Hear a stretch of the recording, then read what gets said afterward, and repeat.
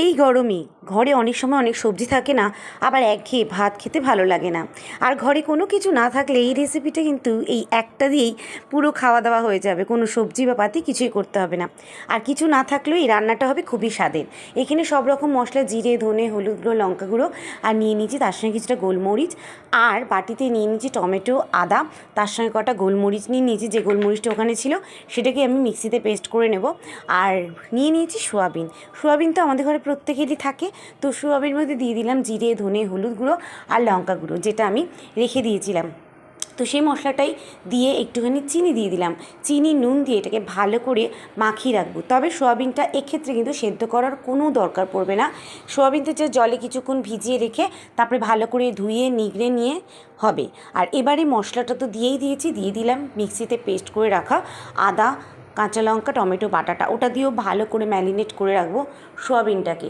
যতক্ষণ না সোয়াবিনটা ভালো করে ম্যারিনেট হচ্ছে ততক্ষণ এটাকে ভালো করে মাখিয়ে নেবো। দিয়ে দিয়েছি 2 চামচের মতো ঘি থাকলে ভালো, নাহলে সাদা তেল দেবে, দিলে ফ্লেভারটা ভালো আসে।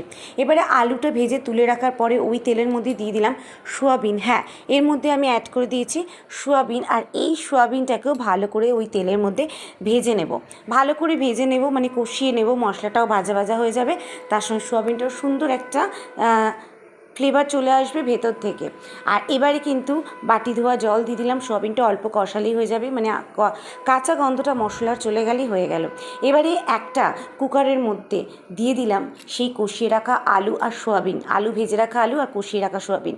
তারপরে ভিজিয়ে রাখা চাল, আমি এখানে দেরাদুন চাল ব্যবহার করেছি, আপনারা যে কোনো চাল ব্যবহার করে দিতে পারেন, তবে চালটাকে একটু ভিজিয়ে রাখলে ভালো হয়। এরপরে দিয়ে দিলাম এর মধ্যে গুঁড়ো দুধ। হ্যাঁ, এখানে গুঁড়ো দুধ দিয়েছি, বা লিকুইড দুধও আপনারা ব্যবহার করতে পারেন। আর এবারে কিন্তু পুরো জলটাকে ঘেটে নুনটা পরিমাণ মতো দিয়ে একটা সিটি দিলেই হয়ে গেল একেবারে একটা এমন রেসিপি, যেটা যেন কোনো সবজি পাতি, কোনো রকম টক দই, কোনো রকম মশলা ছাড়াই হয়ে যায়। আপনারা চাইলে একটু গরম মশলা অবশ্যই দেবেন, গরম মশলা বেশ ভালো একটা গন্ধ আসে। আর হয়ে গেল আজকের রাইস। কেমন লাগলো?